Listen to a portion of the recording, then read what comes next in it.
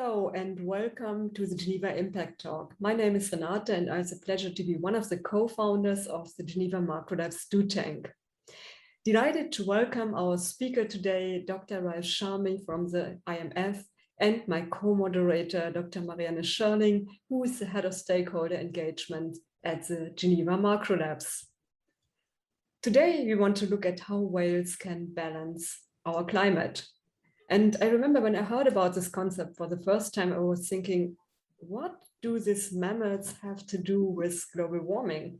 But in fact, whales can play a key role when it comes to reducing carbon from the atmosphere and fighting climate change. When we invest into whales to protect them, we create an opportunity to help nature to finance its own conservation and restoration. But how do we harness the role of nature to fight climate change? Is it economically feasible? These are questions we want to discuss with our expert, Dr. Ralph Chami, today. Ralph is Assistant Director at the IMF and the lead author on valuing the ecosystem services of keystone species such as whales and elephants. Ralph, how come that one whale is worth thousands of trees? Hello, Renata. Hello, Marianne. It's good morning on my side, probably good afternoon yours. Yeah, so how do whales measure relative to trees? Well, we're talking here about carbon sequestration. Studies as far back as 2010 by Andy Pershing and Joe Roman and Lavery and many others after that document that great whales, these are the 9 species of the great whales, capture so much carbon on their body because they're very big creatures, animals, and what's important is that when they die, because they're so heavy, they sink to the bottom of the ocean. And when they sink below a certain depth, that carbon never interacts with the atmosphere. As a result, it doesn't become carbon dioxide. Now, how much carbon is on the body on average of a great whale? Roughly, it's about 9 tons of carbon, and you multiply by 11/3, you get 33 tons equivalent of 33 tons of carbon dioxide. That's sequestered on the body of a great whale when they die and they sink to the bottom of the ocean. But also whales do something really very interesting. They call them the fertilizers of the oceans, because the whales release their fecal plumes when they do their thing. And in their fecal plumes, there are very important nutrients. There's nitrogen, there's phosphorus, and there's iron. Who benefits from it? The lungs of the planet. Lungs of the planet refer to these microscopic organisms that float in the ocean called the phytoplankton. Phytoplankton are known to capture about 30% of all carbon dioxide that is emitted. And they return to us through the photosynthesis process oxygen.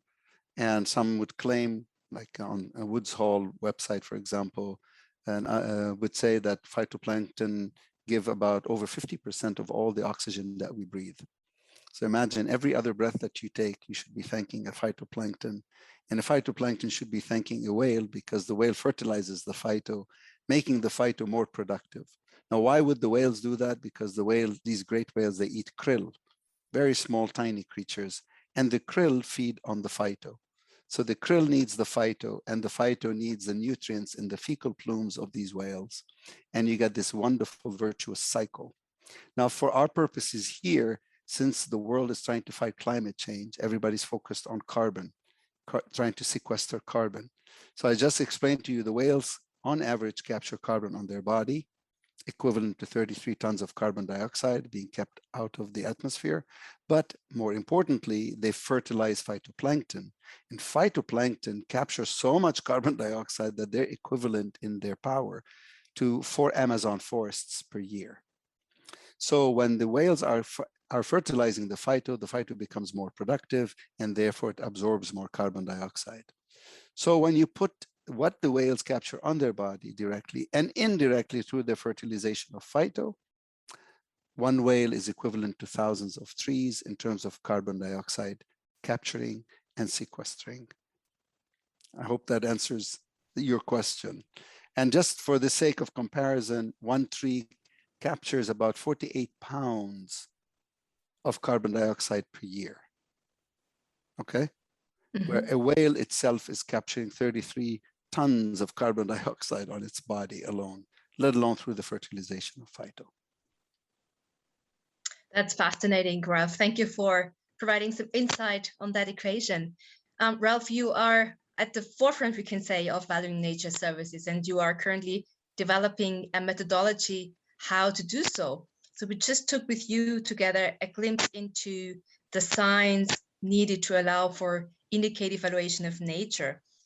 We can see that there are lots of unknowns, and your work is cutting edge. And we continue now to take the valuation of whales as an example. Could you explain to us who is behind the valuation of their contribution to rebalancing our climate? And what do we do with the value? Yeah, a very good question. Okay, so let's start. First, we start with the science. Everything we do has to start with the science. And you can say that the science is relatively new because the paper by Andy Pershing is 2010. So a lot of this stuff we did not know before. And then the subsequent work by Joe Roman and Lavery and Pearson and others came much, in the 2014, 17, and now 19. And science, builds on itself. So what is it that we know? When we want to do the valuation, you need to start with the science. That's one. Two, the way we do it, just to give you a glimpse, I'm a macroeconomist, I'm a financial economist also. We know right now we have about a million and some whales left. We used to have about 4.5 million. So it's almost like a gap model. You're asking the question is, how do we go from 1 million, 1.5 million, or what if we could go from 1.4 million that we have, or 1.2 million, to the 4.5 million that we used to have? Which means that it's an increasing curve that actually tapers off at the top. Okay, so nature, in its wisdom, deemed that there should only be about 4.5 million whales across this whole planet. Okay, so once you do that, the model traces how long it would take for us to go back to what we used to have before. And as you do that, you're calculating how much carbon each generation, because you're now looking at overlapping generations of whales. So we look at one whale over 60 years.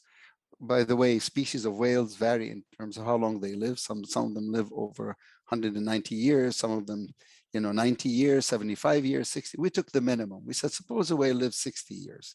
And when she becomes an adult, she gives birth. Some of them survive, some of them don't survive, of the calves.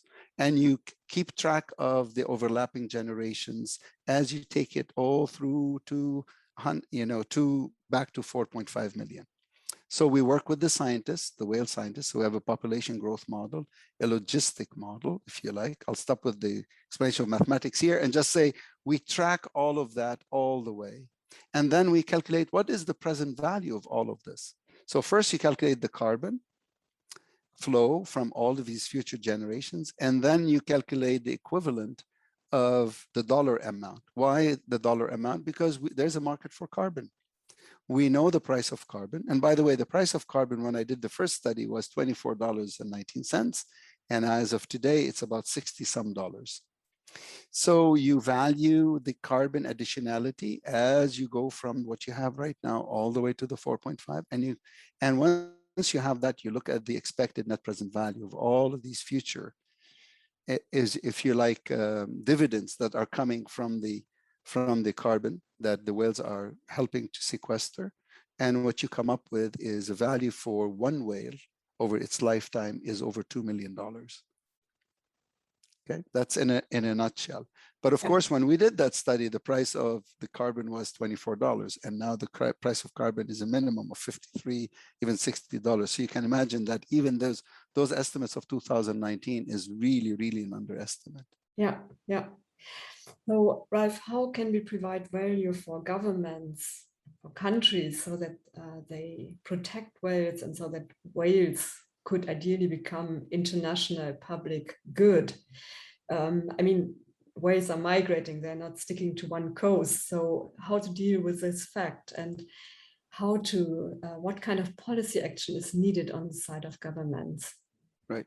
So let's start with why would the government want to even care? I mean, right now, if a ship were to hit a whale, strike a whale, because the biggest danger to whales is really ship strikes, then sonar testing, then entanglement in fishing nets and so forth.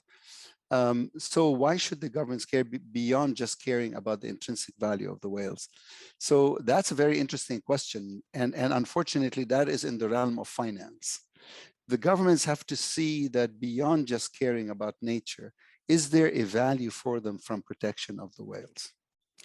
Okay, and the answer is yes, because the whole world right now is worried about climate change. And everybody, the whole endeavor right now, it materializes into trying to reduce carbon emission and or capture and sequester carbon dioxide from the atmosphere. Okay, so where do whales fit? They fit in what we call nature-based solutions to climate change. And they are a keystone species that do that. Okay, and they're very important in that effort. So when you look at climate change and you say, okay, how do we fight? How do we capture carbon? How do we reduce carbon? The first thing comes to mind is nature-based solutions. And within that, everybody used to think of trees. But people have to understand that, Earth, land is 1/5 of the planet. 4/5 is water. And no matter how many trees you plant on land, you're not going to have enough to offset our carbon footprint. So the ocean becomes a big player here. And in the ocean, the phytoplankton and the fertilizer of the phytoplankton are the whales. So you can make the argument that the whales are helping to fight climate change. And how much is the value of their services? Because remember, I'm not putting a value on the life of a whale. Life is priceless. This is on their carbon sequestration service. Think of them as going to work on behalf of humanity, and you want to pay them a salary for their work. Just like I work for the IMF, they pay me a salary at the end of every month. Here's a whale working on behalf of humanity, but so far hasn't been paid a penny. And in fact, it's been hunted, killed, maimed, God knows what we've done to them. So back to this. So what we tell governments is those whales are helping to save humanity, to make, in terms of making better environment and nature, but also there's a financial angle to it. And I'll come to it in a minute. But from a policy action, what the governments can do is to declare what they already know to be a treasure, to be a treasure. So what they say is, well, this whale is helping to save our country, contributes to saving humanity. How much is their effort worth? At least $2 million. So what we're going to do is declare them a national treasure. Now, you asked me two questions, actually three questions within your question, which is what happened? But this whale is a migratory species. It moves. Well, for whales, some whales are resident species, by the way, and that's much easier because then they're resident within the waters of one country and all the benefit would accrue to that country. But let's now talk about those that move. And those that move, let's say they spent 90% of their time in Chile. Chile has some magnificent, blue whales. And let's say another 10% in a country Y. So what can they do? Well, Chile can claim 90% of that value and the other country claims 10% of that value. And they create a sharing rule. But what's more important is now you are creating a sharing rule, not about the hunting of whales and killing, but about protecting them and allowing them to regenerate, which is really beautiful because the more whales you have, the more phyto you have, the more phyto you have, the more you have carbon dioxide that's being captured from the atmosphere. And you're really now using nature to help fight climate change. Now, I hope you're going to ask me a question about how do we go to the financial side, because that's really a very interesting question. Oh, yes. I would love that we go a little bit deeper there. Okay. And, I really love how you just framed it. Making whales a national treasure would allow for rewarding action, right? Towards rebalancing our climate actions in an unprecedented way. Now, the policy level is obviously tied to the markets around protection. Could you explain to us how you would see the diversification in terms of the economy? We have a market for carbon, you've mentioned. There's also a market for fish stocks, a market for whale tourism and the like. Exactly. How does diversification help in that endeavor? Okay, so by the way, when I did the valuation for the whale services, I did look at the impact of whales on carbon sequestration. I looked at impact on fish stocks and on whale tourism. Now, why did I only focus on these three? Because I'm a financial economist.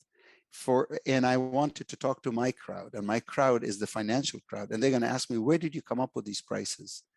So I looked at only services that for which markets exist. There's already a market for carbon, there's already a market for fish stocks, and there's already a market for whale tourism. And when you add the cash flows from each of those and you take the present value of all of that, you come up with a minimum of $2 million over the lifetime of a single whale. Now, the question is, how do we take this concept and go to the markets? Well, guess what? There's an active market for carbon sequestration. Countries are now making promises and pledges that they want to go carbon neutral or carbon negative or carbon zero. Companies are saying we want to do the same. The Googles of the world, the Microsofts of the world, and so forth.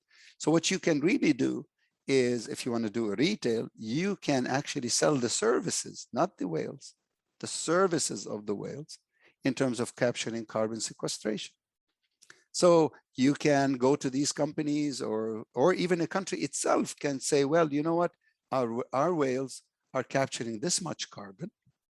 Our footprint, right? You can go to COP26. I'm not going to name countries, but imagine a wonderful idea that a country goes to COP26 and says, hey, I pledge to go carbon zero, and I have enough nature.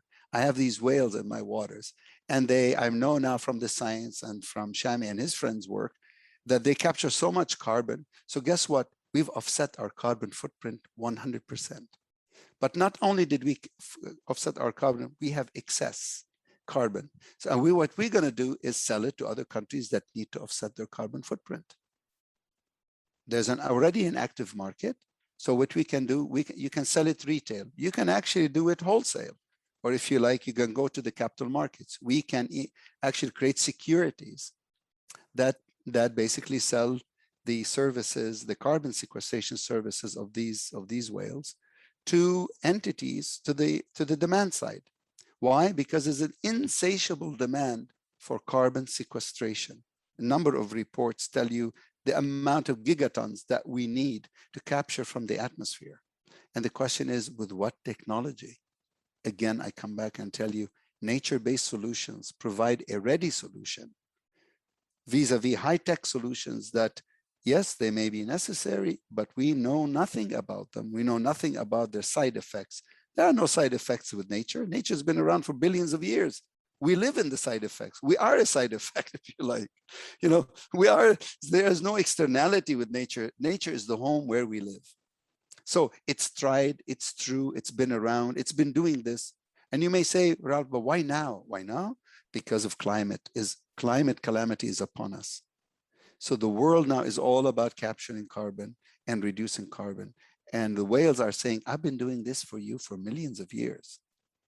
How about if you look after me? You look after me, I look after you. Yeah. You stand up for me, I stand up for all of humanity. So Ralph, can you just wrap it up again? How can this project be a game changer so that whales can become an asset? Okay, so the whales already from my work, and the scientists told us they are a scientific asset. I said, well, they're natural capital. I said, well, guess what? Well, they said they're physical capital. Our work says it's a natural capital. The government says, indeed so. They're a national treasure. You see, every country declares them so. Next thing is the markets. Once you do that, the markets are going to look at this and say, wait a minute, it's an asset. And markets are very good about creating services around assets. Insurance company could come in and insure against the hitting and the killing of whales, or insure the ships that may actually hit the whales if the ships were to put some kind of a anti-whale sort of gadget that would protect the whale from being hit by the ship, such as telling the ship avoid hitting the whale for a premium. So suddenly you are creating businesses around the protection and regeneration of whales. and high-tech companies would create all kinds of new products that would track the whales without being too invasive, track them through sound. Already there exists that. There's a Blue Boat initiative in Chile already using high-tech solution to the problem. But what you're really seeing is markets are now and high-tech being directed rather than to extract nature, to regenerate nature, to keep things in the ocean. And therefore, even the countries that used to only sell their primary products, right, dig up and sell, now they can diversify their economy by saying, wait a minute, I can sell carbon services to the rest of the world. And that comes from me protecting my nature. And that money is so much money that's going to come in that is going to allow for economic prosperity that is sustainable, because you are investing in nature. It's not at the expense of nature. We are working with nature. That money goes to help indigenous and local communities, and is also helping us in the fight against climate change. So you hit all the SDGs, and it's a win-win-win. You know, by the way, you may say, why is it a win-win-win? Because this is not an existing pie that if I get more, you get less. This is a brand new pie. Didn't know even existed. So it's like you have a party and somebody brings a new cake. Then everybody has more cake. Now, some may have more, some may have a bigger piece than others, but doesn't matter. You still have more than what you had before. So why don't we have a party and let's invite the whales to it? That's a good keyword. I remember when we met in Davos 2020, and you shared exactly that story with our audience, our community. Before we close, Ralph, what's your personal motivation or story behind this project, this game changer? At the risk of boring your audience, I'll say this. You know, there's the parable of the prodigal son. And my mom used to send me to Sunday school. I never paid any attention, but I like the parable of the prodigal son, except the Jesuit priest who taught me that, told me how wonderful was the father because he allowed his son to come back. And I told him, no, the son came back on his own accord, but he came back a different person. He came back a wiser and more humble. So what I'm trying to tell you is we need to come back to the natural world, our home. We lost our way, and we need to come back, but we will come back wiser and more humble and live in harmony with other creatures on this wonderful planet. And to use Carl Sagan's beautiful essay on the pale blue dot, when he did it, he said, the only home we've ever known. I will change it with permission a little bit and say, the only home we will ever know. We don't have any other home. So just like we beautify our houses and we look after it and we do all kinds of things, why don't we do the same with Mother Earth? And she will look after us in perpetuity. That's all. It's very simple. It's very simple. Thank you so much, Ralph. I think that wraps it up in a perfect way. Thank you. It was a pleasure to exchange with you. Thank you, Ralph. Thank you, Marianne. Thank you for your interest in our impact talk. Please find more information on our website, genevaimpacts.com, and how you could possibly contribute to our project so that whales are better protected and can help rebalance our climate. Thank you both. Thank you for this opportunity. Thank you, Ralph. Thank you, Renate.